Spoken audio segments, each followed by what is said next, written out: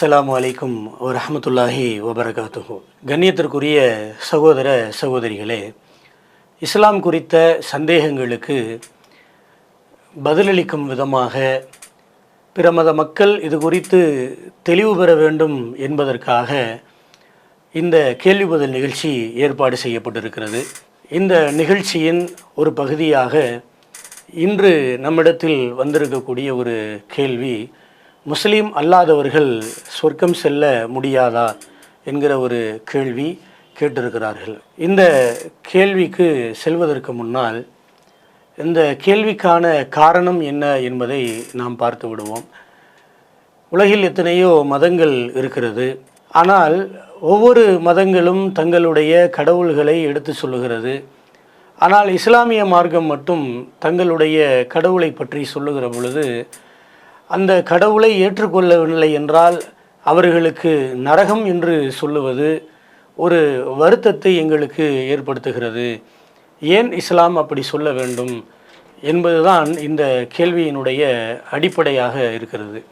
எந்த ஒரு கருத்தையும் நாம் தெரிந்து கொள்வதற்கு முன்னால் அது சொல்லக்கூடிய ஒற்றை வார்த்தையிலிருந்து அதனுடைய முழு அர்த்தத்தையும் நாம் புரிந்து கொள்ளக்கூடாது. ஒரு வாக்கியம் இருக்கிறது என்று சொன்னால் அல்லது ஒரு கேள்வி இருக்கிறது என்றால் அந்த வாக்கியத்திற்கு உண்டான முழுமையான அர்த்தம் என்பது அதற்கு முன்னாலும் அதற்கு பின்னாலும் சொல்லப்பட்டு இருக்கிற பல்வேறு கருத்துக்களை அலசி ஆராய்ந்துதான் இந்த வாக்கியத்திற்குண்டான முழு அர்த்தத்தையும் நாம் பெற்றுக்கொள்ள வேண்டும். அந்த அடிப்படையில் தான் இந்த கேள்வியும், முஸ்லீம் அல்லாதவர்கள் சொர்க்கம் செல்ல முடியாது என்று இஸ்லாம் சொல்லுகிறதே என்பதை மேலோட்டமாக பார்க்கிற பொழுது பிற மக்கள் அதனால் எங்களுக்கு ரொம்ப சங்கடமாக இருக்குது, வருத்தமாக இருக்குது அப்படின்னு சொல்ல அது காரணமாக இருக்குது. ஆனால் இஸ்லாம் ஏன் அப்படி சொல்லுகிறது என்பதற்கான காரணங்களை திருக்குரானுடைய பல்வேறு இடங்களில் சொல்லப்பட்டிருக்கக்கூடிய வசனங்களை நீங்கள் படித்து பார்த்தால் அதற்குரிய காரணம் என்ன என்பதை நீங்கள் புரிந்து கொள்ள முடியும். அல்லாஹ் நாடினால் நீங்களே கூட அந்த கருத்தை ஏற்றுக்கொள்ளுகிற மனப்பக்குவம் உங்களுக்கு நிச்சயம் வரும். அதனால் இந்த கேள்விக்கான காரணம், அதற்கு ஏன் இஸ்லாம் இப்படி ஒரு கருத்தை சொல்லுகிறது அப்படிங்கிறதுக்கு உண்டான அடிப்படையை நாம் திருக்குரான் மற்ற இடங்களில் சொல்லக்கூடிய வசனங்களை வைத்து நாம் ஒரு விளக்கத்திற்கு வருவோம் இன்ஷா அல்லாஹ். திருமறை குர்ஆனில் 5வது அத்தியாயம் 72வது வசனத்தில் அல்லாஹ் சொல்லுகிறான், எனது இறைவனும் உங்களது இறைவனுமாகிய அல்லாஹுவையே வணங்குங்கள். யார் அல்லாஹுக்கு இணை கற்பிக்கிறாரோ அவருக்கு அல்லாஹ் சொர்க்கத்தை தடை செய்து விட்டான், அவர்கள் தங்குமிடம் நரகம் என்று திருமறை குர்ஆனில் இறைவன் சொல்லுகிறான். அதாவது எனது இறைவனும் உங்களது இறைவனும் ஆகிய எல்லா மனித சமுதாயத்திற்கும் இறைவன் என்பவன் ஒருவன் மட்டும்தான். அகில உலகத்திற்கும் இறைவன் ஒருவன் மட்டும்தான். அந்த ஒரு இறைவனைத்தான் நாம் வணங்க வேண்டும். அவனை தவிர்த்து வேறு யாரையும் நாம் இறைவனாக ஏற்றுக்கொள்ளக்கூடாது. யார் அப்படி ஒரு இறைவனுக்கு நிகராக இன்னொரு இறைவனை அல்லது இன்னொன்றை கடவுளாக நம்புகிறாரோ அவர் நரகத்திற்கு போய்விடுவார். அவருக்கு சொர்க்கத்தை இறைவன் தடை செய்து விட்டான், அவர் தங்குமிடம் நரகம் என்று திருக்குரான் சொல்லுகிறது. அந்த கேள்வியினுடைய சாராம்சம் இந்த வசனம்தான். இந்த வசனத்தை வச்சு தான் அந்த கேள்வியை என்ன செய்கிறாங்க, கேட்குறாங்க. இப்போது இந்த வசனத்தில் இறைவன் இப்படி சொல்லுகிறானே, ஏன் அப்படி சொல்லுகிறான்?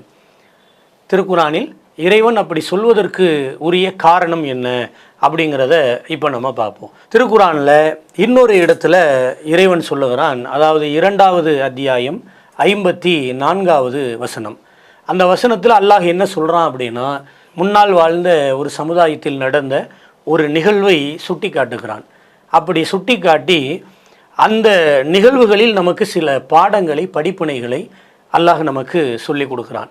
இப்போ நம்ம முதல்ல கேட்டோம் இல்லையா அந்த கேள்வி, அந்த கேள்விக்கான பதிலை இந்த வசனத்தில் நாம் அழகாக புரிந்து கொள்ள முடியும். அது என்ன செய்தி? அது திருக்குரானில் 2வது அத்தியாயம் 54வது வசனத்தில் அல்லாஹ் சொல்லுகிறான், என் சமுதாயத்தினரே, நபிகள் நாயகத்திற்கு முன்னால் வந்த ஒரு இறை தூதர் அவங்களுடைய சமுதாயத்துக்கு பார்த்து சொல்கிறாங்க, என் சமுதாயத்தினரே, காளைக்கன்றை கடவுளாக எடுத்து கொண்டதால் உங்களுக்கு நீங்களே அநியாயம் செய்து கொண்டீர்கள். எனவே உங்களை படைத்தவனிடம் பாவ மன்னிப்பு கோரி உங்களையே மாய்த்து கொள்ளுங்கள், உங்களை படைத்தவனிடம் அதுவே உங்களுக்கு சிறந்ததாகும் என்று அல்லாஹ் சொல்லுகிறான். அப்போ இந்த வசனத்தை கொஞ்சம் நல்லா கவனிச்சுக்கோங்க. இந்த வசனத்தில் இறைவன் நபிகள் நாயகத்திற்கு முன்னால் வாழ்ந்த ஒரு சமுதாயத்தில் காளை கன்றை கடவுளாக ஒரு சமுதாயம் எடுத்துக்கொள்கிறார்கள். காளை கன்றுன்னு அவங்களா ஒன்று செஞ்சு வச்சு அதை கடவுள் அப்படின்னு என்ன செய்கிறாங்க, அவங்க வணங்கிக்கிட்டு இருக்கிறாங்க. அது குறித்து அந்த இறை தூதர் அவங்களுக்கு என்ன எச்சரிக்கை பண்ணுறாங்க அப்படின்னா, காளை கன்றை கடவுளாக எடுத்து கொண்டதால் உங்களுக்கு நீங்களே அநியாயம் செய்து கொண்டீர்கள், எனவே உங்களை படைத்தவனிடம் நீங்கள் பாவ மன்னிப்பு கோரி உங்களையே நீங்கள் மாய்த்து கொள்ளுங்கள் அப்படின்னு இறைவன் சொல்கிறார். இறைவன் சொல்வதை அந்த இறை தூதர் சொல்லுகிறார். அப்போ அந்த வசனத்தில் உள்ள செய்தி என்ன அப்படின்னா, இறைவன் என்றால் அவன் எப்படி இருக்க வேண்டும் என்பதற்கான ஒரு இலக்கணத்தை அந்த வசனத்தில் நமக்கு சொல்லுகிறார். அதே போன்று இறைவன் அல்லாத ஒன்றை கடவுள் என்று வணங்குபவர்களுக்கு செய்யக்கூடிய காரியம் எப்படிப்பட்டது அப்படிங்கிறதையும் அந்த வசனத்தில் இறைவன் நமக்கு சொல்லுகிறார். அதாவது இறைவன் என்றால் முதலில் அவனுக்குரிய இலக்கணம் என்னவாக இருக்க வேண்டுமென்றால், படைத்தல் என்கிற ஒரு தன்மை இறைவனிடத்தில் இருக்க வேண்டும். நாம் கடவுள்னு ஒருத்தவரை கும்பிட்றதா இருந்தால் அவர் எப்படி இருக்கணும், படைப்பவராக இருக்க வேண்டும். எந்த ஒன்றையும் எந்த ஒரு மூலமும் இல்லாமல் படைக்கக்கூடியவராக இருக்க வேண்டும். கண்டுபிடிக்கிறதுக்கு பேர் படைக்கிறது கிடையாது. இதிலேருந்து ஒன்று அதில் ஒன்று எடுத்து இந்த இப்போ லைட் இருக்குது, ஃபேன் இருக்குது, கேமரா இருக்குது, டேபிள் இருக்குது, இதெல்லாம் ஒன்றுலேருந்து ஒன்று நம்ம என்ன செஞ்சுக்கிட்டோம். கண்டுபிடித்தல் என்பது வேறு, படைத்தல் என்பது வேறு. இதெல்லாம் நம்ம கண்டுபிடிச்சது. படைக்கிறது அப்படின்னா என்ன அப்படின்னா, அதற்கு மூலப்பொருளே இருக்காது. மூலப்பொருளே இல்லாமல் என்ன செய்கிறது, டக்குன்னு அப்படின்னவனே அப்படி படைக்கணும். அந்த மாதிரி படைப்பவனுக்கு பெயர் தான் கடவுள். அதைத்தான் அந்த வசனத்தில் இறை தூதர் அந்த சமுதாயத்திட்ட போய் சொல்கிறாரு, காளை கன்றை நீங்கள் கடவுளாக எடுத்துக்கொண்டீர்கள். அதுக்கு அர்த்தம் என்ன, காளை கன்று என்பது படைக்கப்பட்டது, காளை கன்று எதையும் படைக்கவில்லை. அதை எதை வச்சு உறுதிப்படுத்துகிறாங்க, அடுத்து காளை கன்றை கடவுளாக எடுத்துக்கொண்டதால் உங்களுக்கு நீங்களே அநியாயம் செய்து விட்டீர்கள், எனவே உங்களை படைத்தவனிடம் என்ன செய்யுங்க, பாவ மன்னிப்பு கேளுங்க. அப்போ கடவுள்கிட்ட தான் நீங்கள் என்ன செய்யணும், படைக்கிறவன் தான் கடவுள், அதனால் படைப்பவனைத்தான் நீங்கள் வணங்க வேண்டும், அவனிடத்தில் நீங்கள் இந்த காரியத்தை செய்ததற்காக மன்னிப்பு கேளுங்கள் அப்படின்னு திருக்குரான் சொல்லுகிறது. அப்போ இந்த செய்தியிலிருந்து நம்ம புரிஞ்சுக்கிறது என்ன அப்படின்னா, கடவுள் என்றால் அவன் படைப்பவனாக இருக்க வேண்டும். இப்போ சிந்திச்சு பாருங்கள், உலகத்தில் மனிதர்களாகிய நாம் கடவுள்னு எதையெல்லாம் நம்புகிறோமோ அவை அனைத்தும் எல்லா விஷயத்தையும் எடுத்துக்கிடுவோம். ஒரு தனி மனிதனாக நின்று இந்த மதங்களை எல்லாம் கூட நீங்கள் இப்படி ஓரமாக வைங்க. இஸ்லாமாக இருக்கட்டும், கிறிஸ்தவமாக இருக்கட்டும், இந்து மதமாக இருக்கட்டும், யூத மதமாக இருக்கட்டும், எல்லாத்தையும் எடுத்து அப்படி ஓரமாக வைங்க.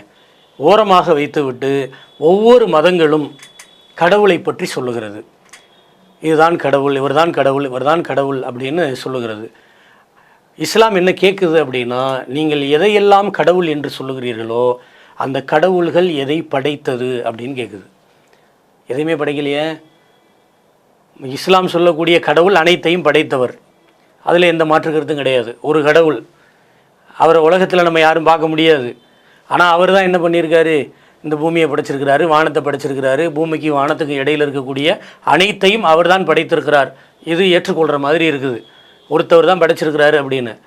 ஆனால் இது அல்லாமல் இல்லை இந்த சூரியன் அதை படைத்தது, சூரியனை கடவுள்னு கும்பிட்றாங்க, சந்திரனை கடவுள்னு கும்பிட்றாங்க, ஆறுகளை கடவுள்னு கும்பிட்றாங்க, விலங்கினங்களை கடவுள்னு கும்பிட்றாங்க, உயிரற்ற பல விஷயங்களை கடவுள்னு கும்பிட்றாங்க. இப்படி உலகத்தில் செத்து போன ஒரு மனிதரை, இறந்து விட்ட ஒரு மனிதரை கடவுள்னு கும்பிட்றாங்க. அதே மாதிரி உயிரோடு இருக்கிற பல பேரையும் கூட இன்றைக்கி கடவுள்னு பல இடங்களில் வழிபட்டு கொண்டு இருக்கிறாங்க. இப்படி மனிதர்கள் கடவுள் என்று ஏராளமானவற்றை வணங்கி கொண்டிருக்கிறார்கள். இஸ்லாம் கேட்குற கேள்வி என்ன அப்படின்னா, அவர்கள் எதை படைத்தார்கள்? பதில் இருக்கா? யார் எதை படைத்தாங்க? எந்த மனிதனும் இன்னொன்றை படைக்கவில்லை, கண்டுபிடித்திருக்கிறான், உன்னை உருவாக்கியிருக்கிறான், படைத்திருக்கிறானா என்று கேட்டால் இல்லை. சூரியன் எதை படைத்தது? சந்திரன் எதை படைத்தது? ஒரு மாடு எதை படைத்தது? ஒரு கழுதை எதை படைத்தது? ஒவ்வொன்றுக்கும் வச்சுருக்கிறாங்கல்ல. இதெல்லாம் கடவுள்னு நிறைய விஷயங்களை நம்புகிறாங்க. இறந்து போன ஒரு மனிதரை கடவுள் என்கிறார்கள். அந்த மனிதர் எதை படைத்தார்? திருக்குரான் அதைத்தான் கேள்வியாக கேட்கிறது. படைப்பினங்கள் இவை அனைத்தும். அப்போது படைக்கப்பட்டதை நாம் வணங்குகிறோம் அப்படின்னு சொன்னால் படைத்தவனுக்கு கோபம் வருமா வராதா? இந்த அகில உலகத்தையும் படைத்த இறைவனுக்கு கோபம் வருமா வராதா? அவன் தானே இந்த அகில உலகத்தையும் படைச்சிருக்கிறான், வானத்தை படைச்சிருக்கிறான், பூமியை படைச்சிருக்கிறான். இந்த மனிதன் உலகத்தில் வசதியாக வாழுவதற்கு தேவையான எல்லாத்தையும் அந்த ஒரு இறைவன் தானே படைச்சிருக்கிறான். மனைவியாக இருக்கட்டும், பிள்ளைகளாக இருக்கட்டும், சொத்து சுகமாக இருக்கட்டும், எல்லாத்தையுமே இன்றைக்கி உலகத்தில் நம்ம அனுபவிச்சுக்கிட்டு இருக்கிறோமே. வசதியான வாழ்விடங்களாக இருக்கட்டும், இன்னும் எவ்வளவோ இந்த உலகத்தில் நாம் அனுபவிக்கிற அனைத்தையும் நமக்கு தந்தவன் அந்த ஒரு இறைவன் தானே, அதை படைத்தவன் தானே. அப்போ அவனை வணங்குவதை விட்டுவிட்டு எதையுமே படைக்காத, எதற்குமே சக்தி இல்லாத ஒன்றை நாம் கடவுள் அப்படின்னு நம்பணும் அப்படின்னா படைத்த இறைவன் என்ன நினைப்பார்? நாம் இவனுக்கு எல்லாத்தையும் தந்திருக்கும்போது அவன் இன்னொன்னையில் கடவுள்னு நம்பிக்கிட்டு இருக்கிறான். அது எதையுமே படைக்காத ஒன்றை போய் கடவுள்னு நம்பிக்கிட்டு இருக்கிறானே அப்படின்னு கடவுள் என்ன செய்கிறாரு? மனிதன் படைக்கப்பட்டதின் நோக்கத்தையே பாழாக்குகிற காரணத்தினால தான் அவர்களுக்கு நரகம் அப்படிங்கிறான். இது இன்னும் சொல்கிறதா இருந்தால் திருக்குறானில் கூட நீங்கள் இன்னொரு அத்தியாயத்தில் ஒரு வசனத்தை பாருங்கள். 22வது அத்தியாயம் 73வது வசனம். அந்த வசனத்தில் அல்லாஹ் என்ன சொல்லுகிறான்? மனிதர்களே, உங்களுக்கு ஒரு எடுத்துக்காட்டு கூறப்படுகிறது, அதை கவனமாக செவிதாழ்த்தி கேளுங்கள். இந்த உலகத்தில் அல்லாஹ்வை அன்றி நீங்கள் யாரை பிரார்த்திக்கிறீர்களோ அவர்கள் அனைவரும் ஒன்று சேர்ந்தாலும் கூட அவர்களால் ஒரு ஈயை கூட படைக்க முடியாது. அவர்களிடமிருந்து அந்த ஈ எதையேனும் எடுத்து சென்றால் அந்த ஈயிடமிருந்து அவற்றை அவர்களால் விடுவிக்கவும் முடியாது. அழைப்பவனும் அழைக்கப்படுபவனும் பலவீனமாக உள்ளனர். இப்படிப்பட்ட செய்தி பார்த்தீங்களா? அதாவது திருக்குரான் என்ன சொல்லுது அப்படின்னா, உங்களுக்கு ஒரு உதாரணம் சொல்கிறேன், அந்த உதாரணத்தை கொஞ்சம் கவனமாக கேளுங்க. அல்லாஹ்வை விட்டு நீங்கள் யாரை அழைக்கிறீர்களோ அவர்கள் அனைவரும் ஒன்று திரண்டாலும் கூட ஒரு ஈயை கூட படைக்க முடியாது. ஒரு ஈயை கூட பெருசெல்லாம் படைக்க வேணாம். ஒரு ஈ எவ்வளோ இருக்கும்? ஆனால் நம்ம பார்வையில் ஈயை சின்னதாக நினைக்கிறோம். ஆனால் அந்த படைப்பினுடைய அந்த ஆற்றலை பார்த்தோம் அப்படின்னா அதெல்லாம் சாதாரணமாக முடியாது யாருனாலையும். ஈக்கி கண் இருக்குது, அதுக்கு காது இருக்குது, அதுக்கு உடம்புக்குள்ளே ரத்த நாளம் இருக்குது, அதுக்கு இறக்கைகள் இருக்கிறது, அது பறக்குது, அதற்கான உணவு இருக்குது, அது உண்ணுது, அதை வெளியேற்றுது. இவ்வளவு செட்டப்பும் ஒரு ஈக்கு உள்ளே செய்ய வேண்டியிருக்கே. இதையெல்லாம் இதை ஒரு மரம் படைத்ததா? இதை ஒரு மனிதன் படைக்க முடியுமா? எத்தனையோ மனிதர்களை இன்றைக்கி கடவுள்னு கும்பிட்டுக்கிட்டு இருக்கிறாங்களே. நம்மை போன்ற ஒரு மனிதன், அவ்வளோதான். ஆனால் அந்த மனிதனை கடவுள் என்று வணங்கி கொண்டிருக்கிறார்களே, அந்த மனிதன் இந்த மாதிரி ஒரு ஈயை படைக்க முடியுமா? இறைவன் சவால் விடுகிறான். நான் கடவுள் என்று ஒருவன் தன்னை சொல்லிக் கொள்ளுகிற அளவுக்கு அவனுக்கு தைரியம் இருந்தால் அப்படிப்பட்டவன் ஒரு ஈயை படைத்து காட்டட்டும். அப்படி நினைப்பவன் என்ன செய்யட்டும்? ஒரு ஈயை வாச்சும் படைச்சு காட்டு அப்படின்னு இறைவன் கேட்குறான். ஒரு ஈயை படைக்க முடியுமா அவங்களால? எவ்வளோ ஆராய்ச்சியாளர்கள் வேணாலும் செய்யலாம், எவ்வளோ பேரை வேணாலும் கூப்பிட்டுக்குங்க. அதுதான் சொல்கிறேன், அனைவரும் ஒன்று திரண்டாலும் சரி, எல்லாரும் ஒன்று சேர்ந்தாலும் சரி, ஒரு ஈயை கூட படைக்க முடியாது. அப்படின்னா அதுதான் இறைவனுக்குரிய ஆற்றல். படைத்தல் அப்படிங்கிறது சாதாரண விஷயம் இல்லை. அது ஒரு இறைவனுக்கு தான் உண்டு, அது அவனுக்கு தான் உண்டு. அரபுல அல்லாஹ், தமிழில் இறைவன், அவ்வளோதான். அப்போ அந்த ஒரு இறைவனுக்குத்தான் அந்த ஆற்றல் உண்டு. நான் கடவுள் என்று சொல்லுகிற எவனுக்கும் என்ன செய்ய முடியாது? ஒரு ஈயை கூட படைப்பதற்கு ஆற்றல் இல்லாதவர்கள், அதற்குரிய தன்மை வலிமை இல்லாதவர்கள் தான். இன்னும் சொல்கிறதா இருந்தால் அவங்களாலேயே மரணம் இல்லாமல் இங்கே வாழ முடியாது, இயற்கை உபாதைகள் இல்லாமல் வாழ முடியாது.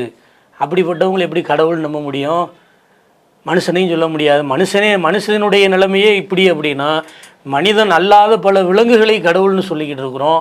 உயிரற்ற பலவற்றை கடவுள் என்று நம்பிக்கொண்டிருக்கிறோம். இவைகளெல்லாம் எதை படைத்தது என்று கேட்டால் பதில் இல்லை. அப்போ இஸ்லாம் ஏன் அப்படி சொல்லுதுன்னு புரியுதா? இஸ்லாம் ஏன் அப்படி சொல்லுது? சும்மா காரணம் இல்லாமல் சொல்லலை. எதையுமே படைக்க சக்தி இல்லாத ஒருவரை கடவுள் என்று நம்புவது தவறு இல்லையா?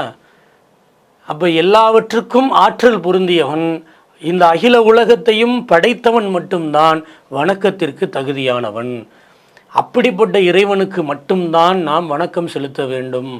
அவனை மட்டும் நாம் வணங்கினால் மட்டும்தான் சொர்க்கம் செல்ல முடியும். அவனை வணங்கவில்லை என்றால் அவன் கோவப்படுவான்ல, கோவப்படத்தானே செய்வான். உலகத்தையும் அவன் தந்திருக்கும் நம்ம அனுபவிக்கிற அத்தனை அருட்கொடைகளும் நம்மை படைத்த இறைவன் நமக்காக தந்திருக்கிற பொழுது அவனுடைய அருட்கொடைகளை எல்லாம் அப்படி அனுபவித்து விட்டு அவனுக்கு வணக்கம் செலுத்தாமல் இன்னொன்றுக்கு போய் எதையுமே படைக்காத, எந்த ஒன்றையும் வசதியும் நமக்கு செய்து தராத, எந்த நன்மையும் தீமையையும் நமக்கு தராத ஒன்று போய் கடவுள்னு நான் வணங்கிக்கிட்டு இருந்தேன் அப்படின்னா இந்த அகில உலகத்தையும் படைத்த கடவுள் என்ன செய்வார்? கோவப்படுவாரா இல்லையா? அதனால தான் இஸ்லாம் சொல்லக்கூடிய இறைவன் என்ன செய்கிறாரு? நான் எல்லாத்தையும் படைச்சிருக்கும் போது எனக்கு நீ மாறு செய்கிற, எனக்கு இணையாக என்ன செய்கிற, இன்னொருத்தவர் இவர் தான் அதை செஞ்சாருன்னு நீ கொண்டு வந்து நிறுத்துகிற பொழுது அதை இறைவன் ஏற்றுக்கொள்ள மாட்டான். அதனால தான் என்ன செய்கிறான்? இறைவன் நரகத்தை தருகிறேன் அப்படின்னு சொல்கிறான். இப்போ நம்ம நினைப்போம், இருந்தாலும் இப்படி சொல்கிறது ஒரு மாதிரி சங்கடமாக இருக்குது, அப்படி அவங்கள ஏற்றுக்கலைன்னா அப்படி எங்களை போய் நரகத்தில் தள்ளிடுவோன்னு அப்படி சொல்லலாமா அப்படின்னு நீங்கள் என்ன செய்யலாம், நிறைய பேர் நினைக்கலாம். இந்த நம்பிக்கையை பொறுத்த வரைக்கும் இஸ்லாம் சொல்லக்கூடிய நம்பிக்கை இது. இதை நீங்கள் ஏற்றுக்குங்க, ஏற்றுக்கலைன்னா விட்டுருங்க, தப்பு இல்லையே. இது இஸ்லாம் சொல்லக்கூடிய நம்பிக்கை இது. இந்த நம்பிக்கையில் இப்போ நாங்கள் ஒரு காலத்தில் இதெல்லாம் தெரியாத மனிதர்கள் தான், எங்களுக்கு இதெல்லாம் தெரியாது. நாங்கள் என்ன நினச்சிக்கிட்டு இருந்தோம், நான்லாம் கடவுளே இல்லை அப்படின்னு நம்பிக்கிட்டு இருந்த கொள்கையில் இருந்தவன். கடவுளே கிடையாதுப்பா அப்படின்னு நினச்சிருந்தோம், ஒரு கொள்கையில் நாங்கள் இருந்தோம். அதுக்கப்புறம் என்ன செய்கிறோம்? படித்து பார்க்குறோம், சிந்திக்கிறோம். சிந்திக்கிற பொழுது ஆமாம் இதெல்லாம் தானாக உண்டானது இல்லையே, அப்போ இது எல்லாத்தையும் நிச்சயமாக உருவாக்குன ஒரு இறைவன் இருப்பான் தானே, அவன் ஒருத்தன் இருக்கிறான்னு தெளிவாக தெரியுதே நமக்கு. அப்போ அவனுக்கு எப்படி நம்ம மாறு செய்ய முடியும்? அப்போ அந்த ஒரு இறைவனை நாம் வணங்க வேண்டும் அப்படின்னு புரிஞ்சுக்கிட்டோம். அதே மாதிரி உலகத்தில் மனுஷன் எதையெல்லாம் கடவுள்னு சொல்கிறானோ அதுக்கெல்லாம் கடவுள் சக்தி இருக்குதா அப்படின்னு பார்த்தா சாதாரண மனிதனுக்கு உண்டான சக்தி தான் அவனுக்கு இருக்கே தவிர அதை தாண்ட வேறு எந்த சக்தியும் இல்லையே. மனுஷனுக்கு உண்டான சக்தி மட்டும்தானே இருக்குது. மனுஷனை தாண்டின சக்தி இருக்குதா மனுஷனுக்கு? இல்லை இல்லை. மனுஷன் இங்கேருந்து எந்த ஒரு சாதனத்தையும் பயன்படுத்தாமல் நின்ற இடத்துல இருந்து ஒரு அடி அப்படி மேலே ஏறி நிற்பானா? நிற்க முடியாது. புவியீர்ப்பு விசை இழுத்து கீழே போட்டுரும். அப்போ இதெல்லாம் பார்க்குறோம், ஒவ்வொன்றையும் பார்க்குறோம். சூரியனை கடவுள்ன்றாங்க, அதை பார்க்குறோம். அதை தவிர அதுக்கு சூரியனுக்கு வெளிச்சத்தை தரும், வெப்பத்தை உமிழும், அதை தவிர வேறு எந்த சக்தியும் இல்லை. சந்திரனை பார்க்குறோம், அதுக்கு உண்டான சக்தி அவ்வளோதான். எந்த ஒரு பொருளாக இருந்தாலும் அந்த பொருளுக்குரிய தன்மையை தாண்டி அதுக்கு வேறு எந்த சக்தியும் இல்லை எனும் பொழுது அதை எப்படி கடவுளாக நம்ப முடியும்? அதை எப்படி கடவுள்னு ஏற்றுக்கிற முடியும்? கடவுளுங்கிறவன் யார்? அவன் எல்லாத்தையும் கவனிக்கிறவன், அவன் எல்லாத்தையும் நிர்வாகம் செய்கிறவன், நமக்கு தேவையான அனைத்தையும் தந்திருக்கிறவன், இந்த அகில உலகத்தையும் படைச்சிருக்கிறவன், நமக்கு வாழ்வையும் மரணத்தையும் ஏற்படுத்தி இருக்கிறவன், இப்படி எல்லா காரியத்தையும் செய்கிறவன் தான் கடவுள். அப்படிப்பட்டவன் தான் கடவுளாக இருக்க முடியும். அப்போ அப்படிப்பட்ட இறைவனை விடுத்து விட்டு எதற்குமே சக்தி இல்லாத ஒன்றை கடவுள் என்று நம்புகிற பொழுது தான் இஸ்லாம் என்ன செய்கிறது? அப்படி நம்புகிறவங்களுக்கு நரகம் அப்படின்னு இஸ்லாம் சொல்லுது. அப்போ இந்த நம்பிக்கையை நான் என்ன சரியாக இருக்குன்னு நாங்கள் ஏற்றுக்கிறோம். ஏற்றுக்கிறவங்க அதன்படி என்ன செய்ய போகிறாங்க, இருக்க போகிறாங்க. அதே மாதிரி இன்னும் நிறைய நம்பிக்கைகள் இருக்குது. ஒவ்வொரு மதங்களில் ஒவ்வொரு நம்பிக்கைகள் இருக்குது.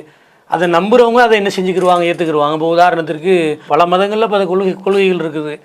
சில பேர் சொல்கிறாங்க புலால் உண்ணக்கூடாது அப்படிங்கிறாங்க. புலால் உண்ணக்கூடாதுன்னு சொல்கிறது எங்களுக்கு வருத்தமாலாம் இருக்கும். நாங்கள் அதை எப்படி அப்படி சொல்லலாம் அப்படின்னு கேட்க முடியுமா? அவங்க கருத்து அது.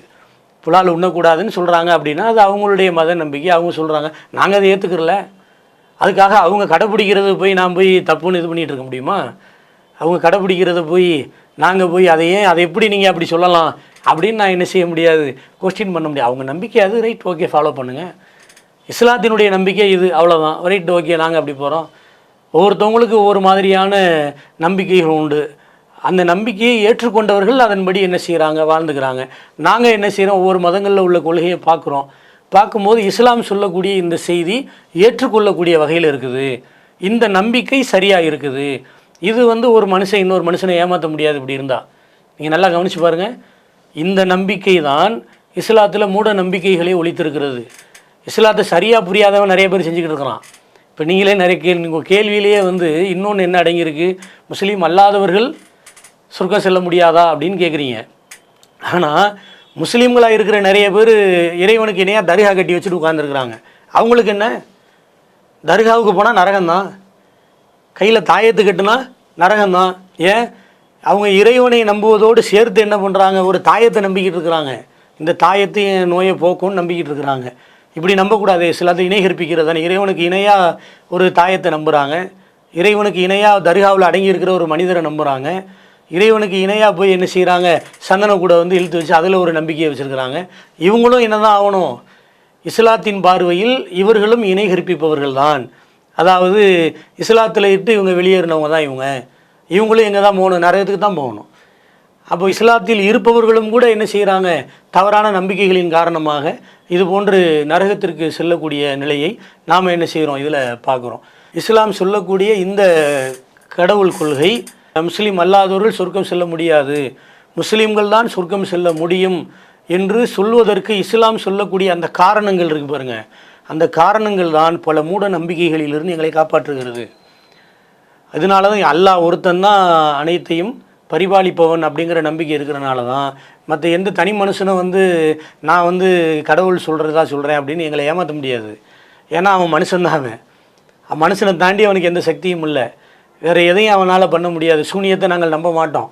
ஏன், சூனியத்தினால எந்த ஒரு மனுஷனுக்கும் எதுவும் செய்ய முடியாது. பேய் இருக்குன்னு நாங்கள் நம்ப மாட்டோம். ஏன், பேய்ங்கிற ஒன்றே கிடையாது இஸ்லாத்தில். ஒருத்தன் இறந்து போயிட்டான்னா அவ்வளோதான், மறுமைக்கு தான், அடுத்த வாழ்க்கை அங்கே தான். இங்கே அவனால் எதுவுமே பண்ண முடியும். மரணித்தவர் இறைவனுடைய புறத்தில் இருக்கிறார், அவருக்கும் மனிதர்களுக்குமான தொடர்பு முடிஞ்சு போச்சு. பேயின்னு சொல்லி எங்களை என்ன செய்ய முடியாது, ஏமாற்ற முடியாது. அதே மாதிரி பில்லி இருக்குது, சூனியம் இருக்குன்ட்டு பித்தலாட்டம் பண்ணி எங்களை ஏமாற்ற முடியாது. ஏன் ஏமாற்ற முடியாது, ஏனென்றால் மனிதனுக்கு மனிதன் என்கிற தன்மையை தாண்டி வேறு எந்த ஆற்றலும் கிடையாது அப்படிங்கிறத இஸ்லாம் கரெக்டாக சொல்லுது. அதனால தான் நாங்கள் என்ன பண்ணுறோம், இது வந்து சரியான கொள்கை, இது வந்து பகுத்தறிவை நமக்கு சொல்லுகிறது. ஒரு இறைவன் தான், அவன் தான் அகில உலகத்தையும் படைச்சிருக்கிறான், அவன் ஒருத்தவனை தான் வணங்கணும். அந்த நம்பிக்கை மட்டும்தான் சரியாக இருக்கிறது.